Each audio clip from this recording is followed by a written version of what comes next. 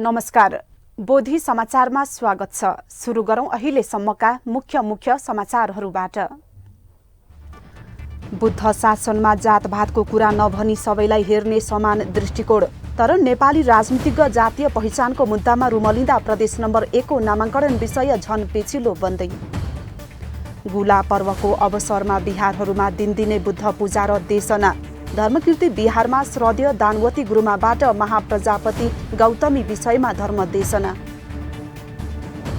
यस वर्ष जनै पूर्णिमा र गाई जात्रा साउन 27 गते एकै दिन। नेवारी संस्कृति जोगाउन गम्भीर हुन बौद्ध विद्वान प्राध्यापक डाक्टर नरेशमान बज्राचार्यद्वारा युवाहरूलाई आग्रह। एसईई को नतिजापछि 5 लाख बढी विद्यार्थी उच्च शिक्षाको बजारमा। असल नागरिक बन्न बुद्ध शिक्षा पढ्ने +2 कलेजहरू खोज्दा पनि विद्यार्थीहरूले पाउनै सकेनन्। र निरन्तरको रुसी हमलापछि युक्रेनमा खाद्यान्न सङ्कटको डर। सङ्कटबाट बचाउन मानवीय संस्था बुद्धिस्ट ग्लोबल रिलिफद्वारा $1.5 मिलियन को कोष खडा।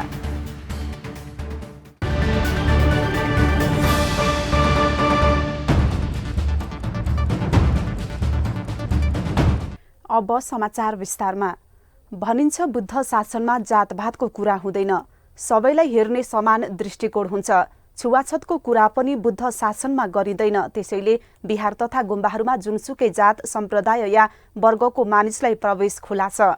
तर भगवान बुद्ध जन्मेको देश नेपालमा अझै जातभात र सम्प्रदायको कुरा यथावत छ। नेपाली राजनीतिज्ञ समेत यसमै रुमलिएको छ। यसको उदाहरण प्रदेश नम्बर 1 देखिन्छ। यसले गर्दा प्रदेश नम्बर 1 को नामाङ्कन अझै हुन नसकी झनझन पेचिलो बनिरहेको छ। एक रिपोर्ट।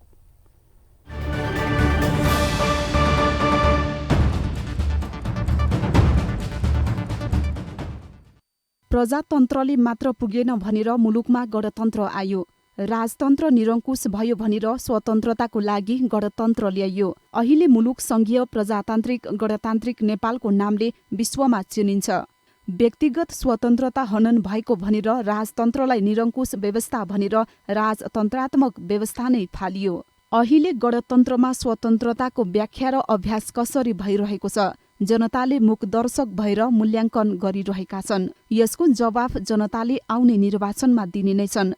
नेताको विकासको लागि व्यवस्था फेरिएको हो कि मुलुक र जनताको अवस्था फेर्न व्यवस्था फेरिएको हो, बुझ्न सकिएको छैन। आफू पनि बाँचौं र अरूलाई पनि बचौं, लोभ ईर्ष्या त्यागौं, शान्तिपूर्ण वातावरणमा मिलेर बसौं भन्ने भगवान बुद्धको उपदेशलाई नेतृत्वले बिर्सिरहेको छ। व्यवस्था फेरेर मात्र जनताको अवस्था नफेरिने रहेछ भन्ने त अहिलेको महँगी र युवाहरूको बेरोजगार समस्याले प्रस्ट्याइरहेको छ। व्यवस्थासँगै जनताको अवस्था फेर्न भनेर शासकीय स्वरूपमा परिवर्तन गरी मुलुकलाई सङ्घीय गणतन्त्रमा लगियो। अहिले मुलुकको 7 प्रदेशमा 7 सरकार पनि छ। केन्द्र र स्थानीय सरकार त छँदैछ। यति धेरै सरकार हुँदा पनि मुलुकमा सुशासन बढ्न सकेको छैन। राजनीतिक अस्थिरता यथावत छ। प्रदेशको किचलो उस्तै छ। केन्द्रदेखि प्रदेशसम्म आलो पालो नेतृत्वको संस्कार मौलाएको छ। प्रदेश सरकार मार्फत जनताको अवस्था बदल्न राम्रो काम हुनु त परको कुरा, प्रदेशको नामाङ्कन समेत गर्न नसकेर नेतृत्वबाट जनता समेत लज्जित हुने अवस्था छ। प्रदेश 1 को नाम के राख्ने अहिलेसम्म अत्तो-पत्तो छैन। हावापानी र विकासमा अगाडि अनि आफूलाई सचेत र सभ्यताशाली ठान्ने नेताहरू भाषण र झगडामै रुमलिरहेका छन्। प्रदेश सभाको निर्वाचन भएको 6 महिनाभित्र प्रदेशको नामाङ्कन गर्नुपर्नेमा अझै नामको खोजीमा सांसदहरू लडिरहेका छन्। 2074 सालको फागुन 3 गते प्रदेश सरकार गठन भएर कार्यकाल सकिन लाग्दा समेत नामको टुङ्गो लगाउन नसक्नेहरूले बिहार र गुम्बामा गएर एकपटक बुद्ध शिक्षा लिए हुन्छ। मिलेर कसरी बस्ने, असल नेतृत्वको विकास कसरी गर्ने, शान्त कसरी बन्ने नेताहरूले बिहारबाटै सिक्नुपर्ने देखिन्छ। बुद्ध उपदेशमा भनिएको छ, जातभात र धर्मको नाममा लड्नु हुँदैन, बाँच्नु हुँदैन, झुटो बोलेर अरूलाई दुःख दिनु हुँदैन। तर प्रदेश 1 मा नेताहरूले झुटो बोलेर जनतालाई झुक्क्याइरहेको 5 वर्ष बित्न लागिसक्यो। 6 महिनाभित्र नामाङ्कन गर्ने भनेका उनीहरूले 5 वर्षमा 3 मुख्यमन्त्री फेरेर कार्यकाल सकिन लाग्दा समेत नाम टुङ्ग्याउन सकेका छैनन्। दलहरूले जात र सम्प्रदायको राजनीति गरिरहेका छन्। बाँकी 6 प्रदेशले प्रदेशको नामाङ्कन गरिसके। तर प्रदेश 1 भने 1 वर्ष अघि प्रदेश राजधानीको नाम विराटनगर तोकेर भागबण्डामा रुमलिएर बसिरहेको छ। प्रदेश 1 21औं शताब्दीमा पनि भूगोलको पहिचान कि सम्प्रदायको पहिचान भन्ने अन्यलमा रुमलिरहेको छ। भूगोलको पहिचान भन्नेहरूले कोशी सगरमाथाको नाम प्रस्ताव गरेका छन् भने पहिचानको वकालत गर्नेहरूले जातीय सम्प्रदाय किरात लिम्बुवान वा खम्बुवान नामको प्रस्ताव गरिरहेका छन्। नेपालमा अहिले 124 जात र 131 भाषा प्रयोगमा छन्। सबैले जातीय या भाषिक पहिचान खोज्ने हो भने के होला? नेतृत्वलाई हेक्का रहोस्। जातीय तामिल युद्धले श्रीलङ्कामा 30 वर्ष बढी द्वन्द्व भयो। अफगानिस्तान कट्टर इस्लामिक तालिबानी लडाकु समूहको युद्धले जर्जर छ। अफ्रिकी राष्ट्रहरू जातीय मुद्दामा लड्दा संयुक्त राष्ट्रसङ्घको सेना वर्षौं-वर्षदेखि तैनात छ। खाडी राष्ट्रहरूमा पनि अल्पसंख्यक र बहुसंख्यक मुस्लिमहरूको लडाईँ अन्तहीन छ। यसबाट पाठ सिक्दै प्रदेश 1 मा मध्यम मार्गबाट प्रदेशको नाम टुङ्ग्याउन नेतृत्व अब चुक्नु हुँदैन। भगवान बुद्धले पनि मध्यम मार्गबाट नै अहिंसाको मूल मन्त्र बोकेर विश्व शान्तिको कामना गर्नुभएको हो। News desk Bodhi television. काठमाडौँको श्रीगस्थित धर्मकीर्ति विहारमा बुद्ध पूजा एवं धर्मदेशना सम्पन्न भएको छ। गुला पर्वको अवसरमा विहारमा प्रत्येक दिन बुद्ध पूजा एवं धर्मदेशना हुँदै आइरहेको छ। बुधबारको कार्यक्रममा बिहारका आवासीय श्रद्धेय दानवती गुरुमाले धम्मपद अटकथा अन्तर्गत महाप्रजापति गौतमी विषयमा धर्मदेशना दिनुभयो। काचिसँग गुला भरी बाखन्यना बयाजनो धम्मपद अटकथाले जंगो ब्राह्मण वर्गीय जंगो बाखची सन्यना बयाजनो ख वे सिलसिला ठाउँ चाहिँ मला प्रजापति गौतमी हो बाख ला वैसौडो अहिले ठो बाख चाहिँ वस्पल गनकना बिजाउ सुयो कार्न कना बिजाउ ढासा वस्पल चाहिँ बुद्ध ज्या बिजा ढुङ्गा श्रावस्ती जेठुन ब्यारे चाहिँ चोना बिजना चौबले प्रजापति गौतमी कार्न चाहिँ वस्पल चाहिँ कना बिजाउका। त्यस्तै गुला पर्वकै अवसरमा भृकुटी मण्डप स्थित बुद्ध विहारमा पनि बुद्ध पूजा तथा धर्मदेशना भएको छ। धर्मकीर्ति विहारका श्रद्धेय वीर्यवती गुरुमाबाट धम्मपद गाथा शीर्षकमा धर्मदेशना दिनुभएको थियो।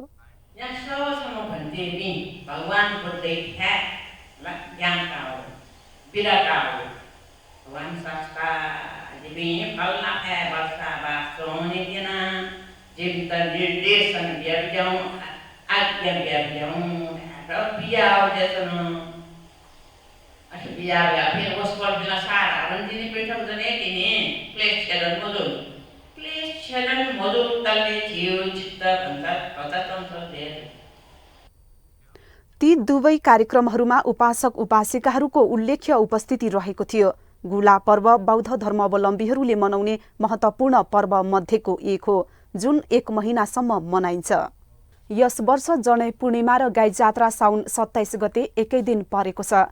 जनै पूर्णिमा र गाई जात्रा एकै दिन परेको अवसरमा राजधानीमा त्यसबारेमा छलफल कार्यक्रमको आयोजना गरिएको छ। नेपाल परम्परागत बौद्ध धर्मसङ्घ वज्राचार्य अध्ययन मण्डल र नेवादेय दबु ये महानगर समितिको संयुक्त आयोजनामा कार्यक्रम गरिएको हो। कार्यक्रममा वक्ताहरूले नेपाल भाषा र परम्परागत संस्कृति बचाउन आवश्यक भएकोमा जोड दिनुभयो। कार्यक्रमका प्रमुख वक्ता नेपाल वज्रयान महाविहारका प्रमुख श्रद्धेय प्राध्यापक डाक्टर नरेशमान वज्राचार्यले नेपाल भाषा मङ्का खलको भूमिका प्रभावकारी हुनुपर्नेमा जोड दिनुभयो।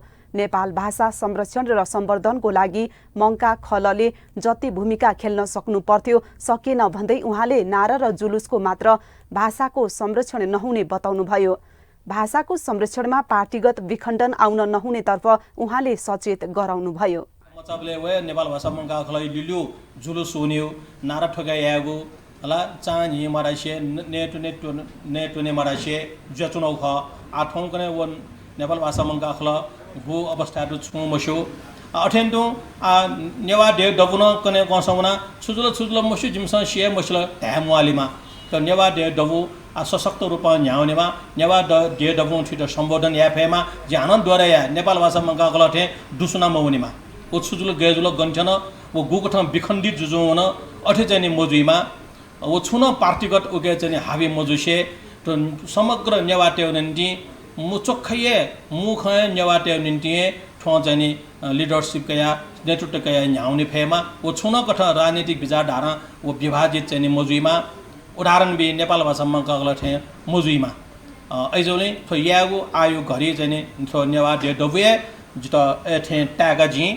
छा योको संस्था जको ग्वावा देकान जाजुइपति मखो अनि छौन्युगुला प्रतिस्पर्धा निम्ति छोरास स्वस्थ प्रतिस्पर्धा निम्ति छौन्युगु संस्था डेमा थेन चुह तर छिपिन स्वस्थ प्रतिस्पर्धामा एसे अस्वस्थ हे प्रतिस्पर्धा याउ बानी न अपव खण्डिचन चौले जित सापे चुटा आ ओके त जने नेपाल परम्परागत बौद्ध धर्मसँग वज्राचार्य अध्ययन मण्डल अठेन्टो अन्याउ त गुरुजुपिनौ संस्था दो नेपाल भाषा र संस्कृति जोगाउन युवाहरूमा देखिएको वृत्तृष्णाप्रति डाक्टर वज्राचार्यको निकै चिन्ता थियो। चाडबाडको बेला युवाहरू घुम्नको लागि त्रिशुली र झापा लगायतका ठाउँमा जान्छन्। चाडबाडको विधामा घुमेर थक्नु बाहेक केही हुँदैन भनी व्यङ्ग्य गर्दै उहाँले युवाहरूलाई नेपाल सम्वत र नेपाल भाषाको दिन मात्र याद भएको बताउनुभयो। नेपाल सम्वतका दिनमा निकालिने र्यालीले मात्र नपुग्ने भन्दै उहाँले सबैलाई गम्भीर हुन आग्रह गर्नुभयो। जसरी भाषाको संरक्षणमा साहित्यकारहरूको जरुरी हुन्छ त्यसैगरी संस्कृतिको जगेर्ना गर्न गुरुजुहरूको पनि आवश्यकता हुने वज्राचार्यको तर्क थियो। नेपाल भाषा निम्ति साहित्यकार आवश्यक जी खला तर तैलजी नखचख निम्ति थन चाहिँ गुरुजु पिनवे आवश्यकता जी जवाबाजे पिन आवश्यकता जी अन्य पिण्ड समन्वय या फसा फ्रम नेवायु चाहिँ नि छगो प्रतिनिधित्व या फै मगुरी गस नेपाल भाषा हो नेपाल सम्बत वे न्यूज ग नाराजो लाल्ला छ थन आकन दक्कसित माउ ढंग ज्या फै मगु। कार्यक्रममा अन्य वक्ताहरूले पनि नेपाल भाषा र नेवारी संस्कृतिलाई बचाउन सबै पक्ष गम्भीर हुनुपर्नेमा जोड दिनुभयो। बौद्ध धर्मावलम्बीहरूले महत्वका साथ 1 महिनासम्म मनाउने गुला पर्व भित्रै गाई जात्रा र जनै पूर्णिमा पनि पर्दछ। उपत्यकामा यी दुवै कार्यक्रम विशेष महत्वका साथ मनाइन्छ। बुद्ध शिक्षाको बहस जरुरी छ तर हुन सकिरहेको छैन। माध्यमिक शिक्षा परीक्षा एसई को नतिजा सार्वजनिक भएपछि त बुद्ध शिक्षाको बहसलाई चलाउन ढिलो भएको महसुस भएको छ। बुद्ध शिक्षा के हो र किन महत्त्वपूर्ण छ भन्ने नबुझ्दा अहिले बालबालिका अन्योलमा छन्। मुलुकलाई घाटा भइरहेको छ। एसई को नतिजा हातमा लिएर अब के पढ्ने भनेर सोचेर बसेका विद्यार्थीलाई बुद्ध शिक्षा कहाँ पढ्न पाइन्छ भनेर जानकारी दिन नसक्नु सम्बद्ध पक्षको कमजोरी हो। एक रिपोर्ट।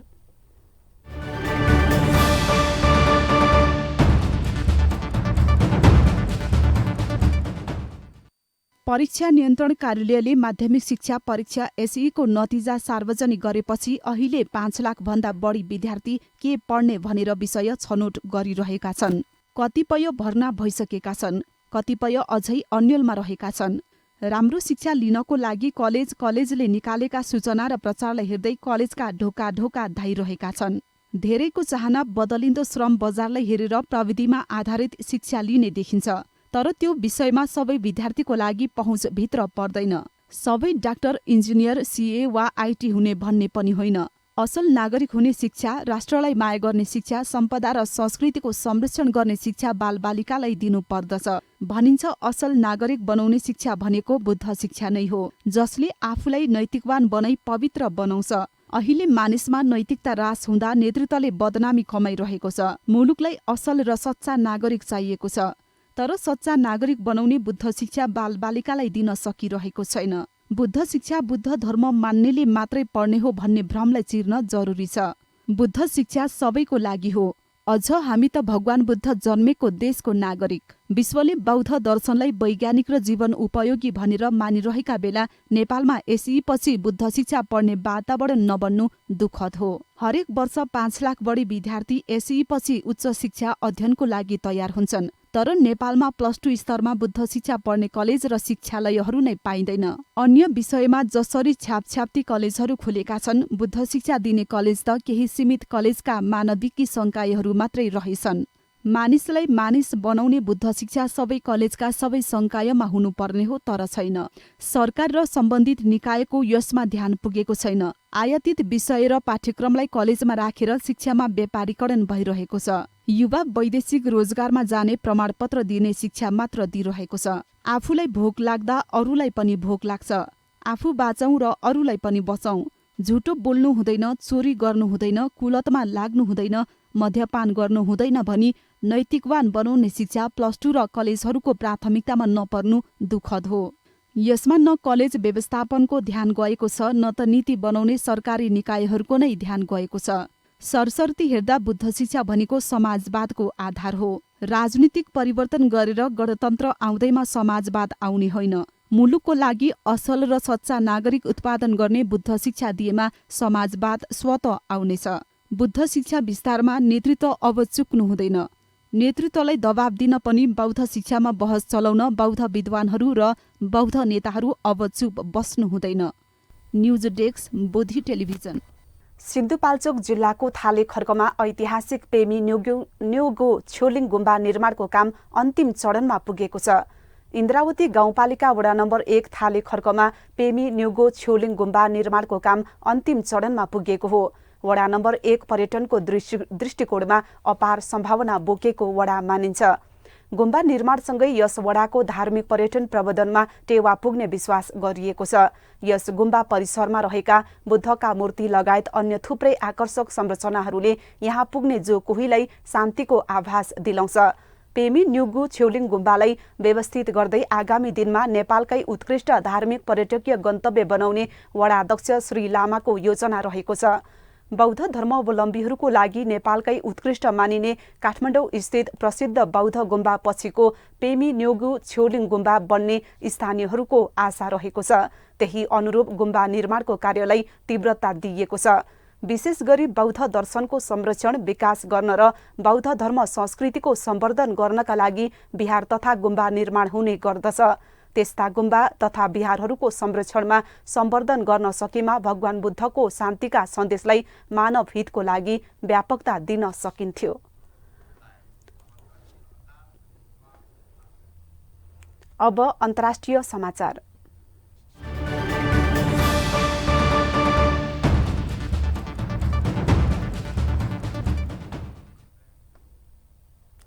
युक्रेनमाथि रुसी हमलापछि युक्रेनमा खाद्यान्न सङ्कटको डर पैदा भएको छ। खाद्यान्न अभावमा भोकमरीले सङ्कट नआओस् भनेर मानवीय संस्था बुद्धिस्ट ग्लोबल रिलिफले त्यहाँ खाद्यान्न सामग्री आपूर्तिको लागि कोष खडा गरेको छ। संस्थाले हाललाई $1.5 मिलियन कोष खडा गरेको हो। एक रिपोर्ट।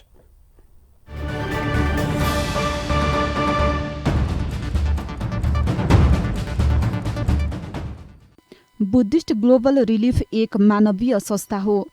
यसले 54वटा परियोजनाहरू मार्फत युद्ध प्रभावित क्षेत्रमा खर्चको लागि $1.5 मिलियन कोष खडा गरेको छ। युक्रेनमा रुसी हमलापछि उत्पन्न विश्वव्यापी खाद्य सङ्कटको डरको सामना गर्न यो कोष खडा गरिएको हो। यस कोषमा दाताहरूले अभूतपूर्व $5 लाख अमेरिकी योगदान गरेका छन्। यसको उद्देश्य विश्वभर कुपोषण र भोकमरी विरुद्ध लड्नु हो भनिए पनि अहिले मुख्यतः युक्रेनकै समस्यामा केन्द्रित छ। बुद्धिस्ट ग्लोबल रिलिफसँग दक्षिण पूर्वी एसियामा 3वटा साना परियोजनाहरू कोष खडाको लागि मात्र $20,000 अमेरिकी थियो। त्यस बेलादेखि प्रत्येक वर्ष बुद्धिस्ट ग्लोबल रिलिफले आफ्नो कोषमा वृद्धि गर्दै आएको छ। यसले समर्थन गर्न सक्ने संस्थाहरूको संख्यामा वृद्धि गरेको छ। परोपकारी बौद्ध संस्थाको विकासले कर्मचारी र स्वयंसेवकहरूलाई समेत आश्चर्यचकित पार्ने गरी युद्ध प्रभावितको लागि काम गरेको छ। संयुक्त राज्य अमेरिकामा अभूतपूर्व मुद्रास्फीति र युक्रेनमा युद्ध हुँदा यसले विश्वव्यापी खाद्य आपूर्ति श्रृङ्खलाहरूलाई बाधा पुर्याइरहेको छ।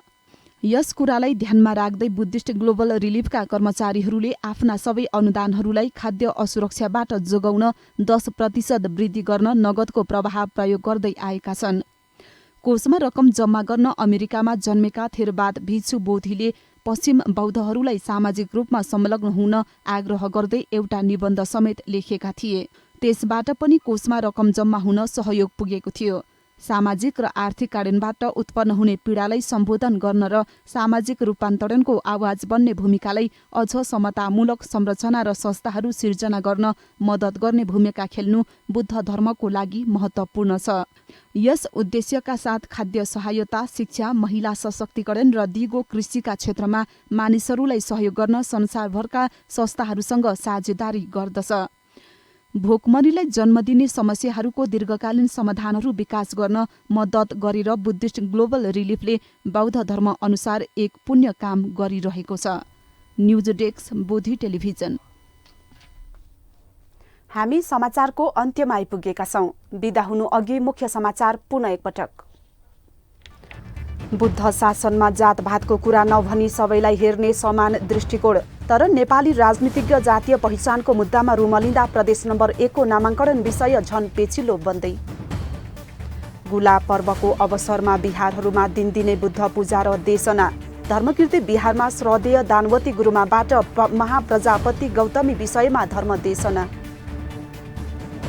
यस वर्ष जनै पूर्णिमा र गाई जात्रा साउन 27 गते एकै दिन।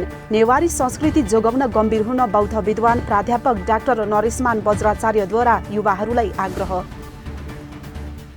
एसईई को नतिजापछि 5 लाख बढी विद्यार्थी उच्च शिक्षाको बजारमा। असल नागरिक बन्न बुद्ध शिक्षा पढ्ने +2 कलेजहरू खोज्दा पनि विद्यार्थीहरूले पाउनै सकेनन्। र निरन्तरको रुसी हमलापछि युक्रेनमा खाद्यान्न सङ्कटको डर। सङ्कटबाट बचाउन मानवीय संस्था बुद्धिस्ट ग्लोबल रिलिफद्वारा $1.5 मिलियन को कोष खडा। समाचार अहिलेलाई सकियो। बोधी टेलिभिजनका सम्पूर्ण कार्यक्रम bodhitv.tv युट्युब र फेसबुकका साथै मोबाइलमा बोधी टिभी एप डाउनलोड गरेर पनि हामीलाई प्रत्यक्ष हेर्न र पढ्न सक्नुहुनेछ। सकारात्मक सोच र कुशल संस्कारको लागि बोधी टेलिभिजन हेर्दै गर्नुहोस्। भवतु सब मङ्गलम।